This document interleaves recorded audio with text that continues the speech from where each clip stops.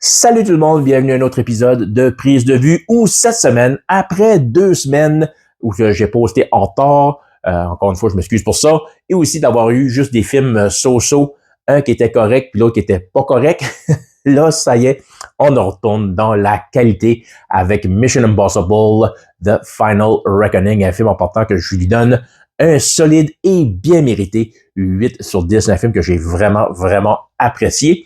Mission Impossible, c'est quand même une grosse historique tant du côté du cinéma qu'à la télévision, parce que ça a commencé justement à la télévision des années 60. Mission Impossible, c'est une série qui a joué de 66 à 73. C'est revenu à la télévision en 88, le temps de 2 saisons, et en 96, c'est là qu'est partie la franchise cinématographique pour Mission Impossible. Ça fait que si tu fais le calcul, 2025-96, c'est une franchise qui existe depuis quand même 29 ans.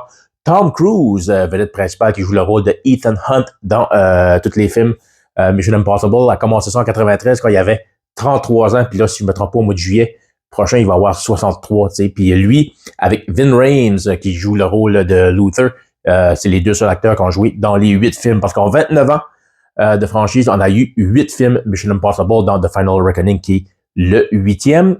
Ce qui est le fun, c'est que justement, Paramount, les studios qui gèrent Mission Impossible, se sont jamais pressés pour sortir des films de la franchise. Ils n'ont jamais sursaturé le marché, un peu comme Marvel fait avec Disney, là. C'est là 3-4 films par année, puis des séries à gauche et à droite. Fallait tout le temps être patient pour avoir un autre film de Mission Impossible. Le premier est sorti en 96, le deuxième est sorti en 2000, le troisième est sorti en 2006. Ça fait que on a toujours été quand même assez patient à sortir des films, puis on dirait que ça avait vraiment l'impression que chaque fois qu'un sortait au cinéma, c'était comme un événement que tu voulais pas manquer. Moi, je les ai tous manqués. Parce que dans ces films-là, j'ai vu le troisième au Movie Network à la télévision. J'avais trouvé ça bon, mais ça m'avait pas intéressé plus qu'il faut. Ça fait que en date de 2023, c'était le seul film que j'avais vu de la franchise. Puis là, à un moment donné, ma merveilleuse épouse m'a dit qu'elle aimait ces films-là. C'était des bons films de science-fiction. Puis elle voulait aller voir Dead Reckoning qui sortait en 2023. Ça fait que je me suis plugué sur Paramount Plus et j'ai binge-watché 6 films de Mission Impossible pour me mettre à jour pour aller voir Dead Reckoning en 2023, un film que j'avais vraiment apprécié, et The Final Reckoning qui était censé sortir l'année passée. Là, on a eu des problèmes avec du côté de Hollywood. Il y en a eu une grève première avec les scénaristes, puis après ça a été avec les acteurs. Ça a repoussé plein de dates de sortie pour plein de films, plein de projets de télévision. Puis The Final Reckoning, qui était censé s'appeler Dead Reckoning Part 2, a changé de titre et est sorti. Là, c'est fait ce site où, là, finalement, on a la chance d'aller le voir. Ça fait que pour résumer l'histoire, qui est quand même assez simple et assez d'actualité, puis aussi pour récapituler.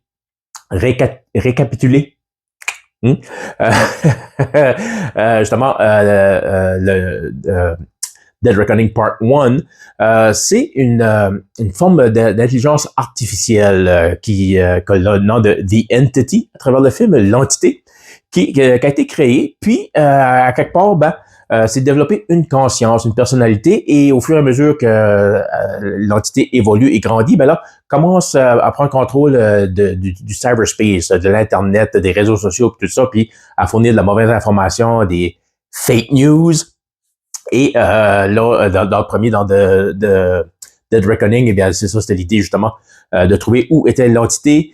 Pour le gouvernement, c'était essayer justement de pouvoir le trouver, s'en emparer et ensuite pouvoir s'en servir pour eux autres mêmes, avec aussi le crime organisé qui, eux, voulaient justement avoir l'entité pour le vendre sur le marché noir au plus offrant. Puis c'était justement Ethan Hunt, Tom Cruise et sa gang à arrêter ce monde-là pour justement détruire l'entité. Ça fait que quand ça finit, on avait trouvé justement comment arrêter l'entité, mais là, c'était de trouver l'entité en tant que telle. Puis c'est là que le film de Final Reckoning commence. Là, où on voit que justement, l'entité non seulement a pris contrôle de l'Internet, des réseaux sociaux, puis tout ça, mais cause bien des troubles avec de la fausse information, etc. là, surtout au niveau politique, qui cause beaucoup de tensions à travers les pays, et aussi a commencé à prendre contrôle justement des armes nucléaires des pays qui ont pas voulu aller offline, parce qu'ils se déploguent, là, l'entité a plus accès à ces affaires-là, mais avec les missiles nucléaires et tout ça, les autres pays se faisaient pas confiance l'un l'autre pour que tout le monde va offline le temps qu'on règle le problème de l'entité.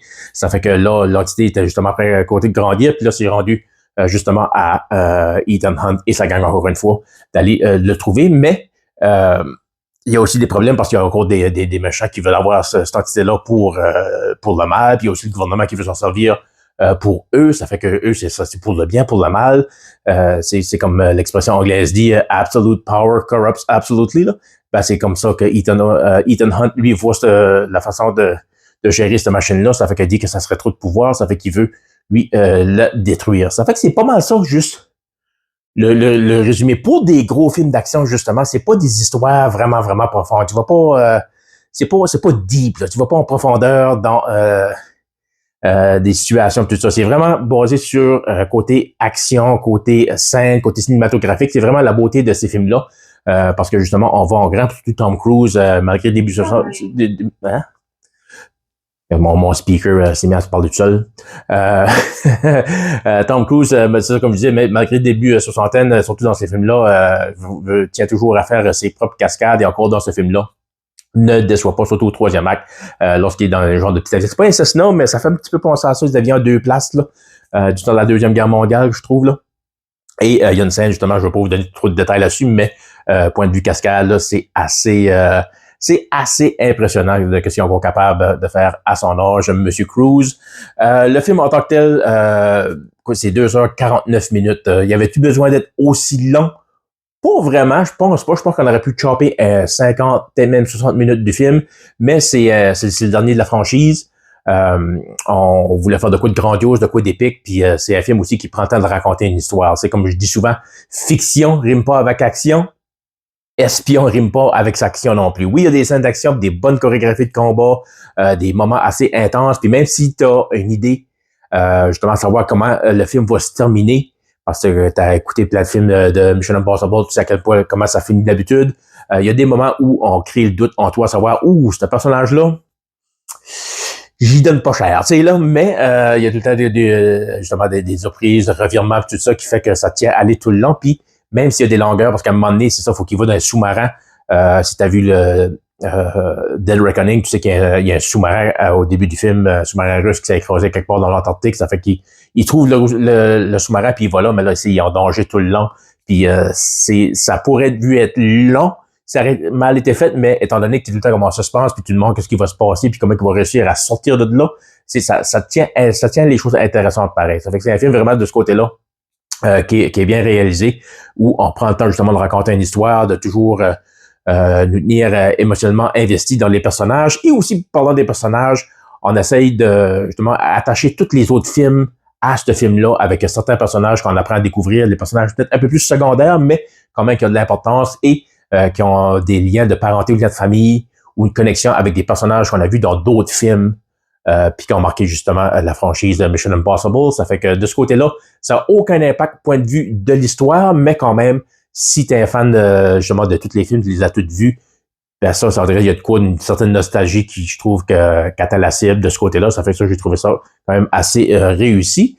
Ça fait que honnêtement, j'ai pas mauvaise chose à dire à ce film-là. C'est un film que j'ai vraiment apprécié, sans être le plus grand fan de Mission Impossible, parce que j'ai vu tous les films 2 ans passés. Mais c'est des bons films d'action, ça fait que j'ai vraiment aimé ça. Le petit chose vraiment qui m'a comme piqué dessus un peu, là, c'est que, tu sais, on parle justement d'un événement global où cette entité-là est après prendre contrôle de tout. Ce qui est Internet, c'est les réseaux sociaux, les armes, puis tout ça. Mais, mis à part le fait qu'on a vu une manifestation au début du film, puis on voit des clips de nouvelles qui nous expliquent un peu ce qui se passe à travers le monde, ce sens d'urgence-là, tu le ressens pas à travers le film. Le film est tout le temps concentré vraiment sur les personnages, Ethan, Benji, puis Grace, puis tous ces personnages principaux-là qui justement essayent d'arrêter genre d'apocalypse, si tu veux. Mais à part de ça, tu sens pas ce danger-là parce que même si on nous dit souvent à travers le film que l'entité après prendre le contrôle de beaucoup d'éléments et d'équipements électroniques partout à travers le monde, bien justement, c'est un film d'espion, ça fait qu'ils ont beaucoup d'équipements électroniques, beaucoup de choses avancées qui semblent être capables d'utiliser sans aucun problème à travers le film. Ça fait que tu te dis comme c'est ça fait qu'aussi il y a le fait que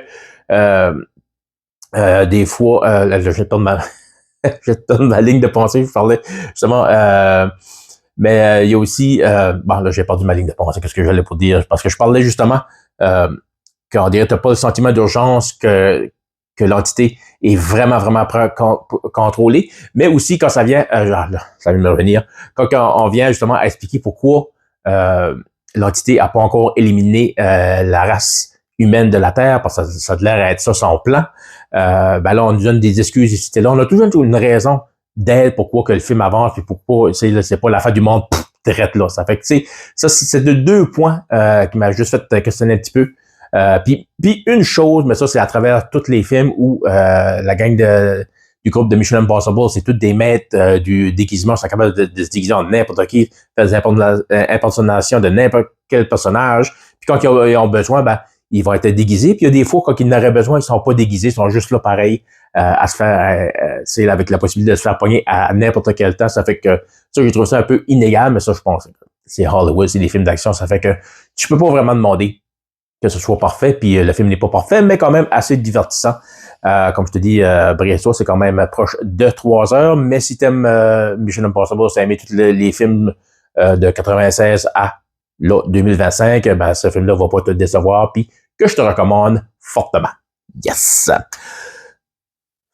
Pas fin de semaine, mais semaine prochaine, là, on y va encore avec une autre franchise, une autre franchise plus vieille, celle-là des années 80 avec The Karate Kid, premier film paru en 84. Celui-là, on a eu 3 des années 80, peut-être le troisième était peut-être en 90. Après ça, on a eu The Next Karate Kid, où Ralph Macchio était pas dedans. Après ça, on a eu The Karate Kid en 2010 avec Jackie Chan, qui était un peu comme le reboot, avec le garçon de Will Smith, dont le nom m'échappe, Jaden Smith, je pense, qui était dedans en 2010. Après ça, là, on a eu la série Cobra Kai sur Netflix. Et là, on a Karate Kid Legends avec Ralph Macchio, qui revient pour jouer le rôle de Daniel LaRusso. Et Jackie Chan, qui va reprendre son rôle de M. Han, qui nous confirme que finalement, le Karate Kid de 2010 n'était pas un reboot, mais juste dans la même univers. Ça fait que tout ça va être connecté. Je ne sais pas à quel point ça va être bon. Je n'ai pas grands attentes que ça, parce que oui, je suis un enfant des années 80.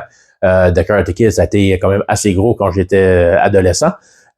Mais pour de là c'est vraiment marqué ma vie plus qu'il faut. Mais je suis quand même curieux, parce que je pense qu'il va y avoir un bel film de nostalgie de ce côté-là. Et le film de 2010, la version avec Jackie Chan, était quand même assez bonne aussi. Ça fait que c'est de ça qu'on va parler la semaine prochaine. Karate Kid Legends, puis on va voir ce que ça va donner. Ça fait que d'ici là, ben, salut tout le monde!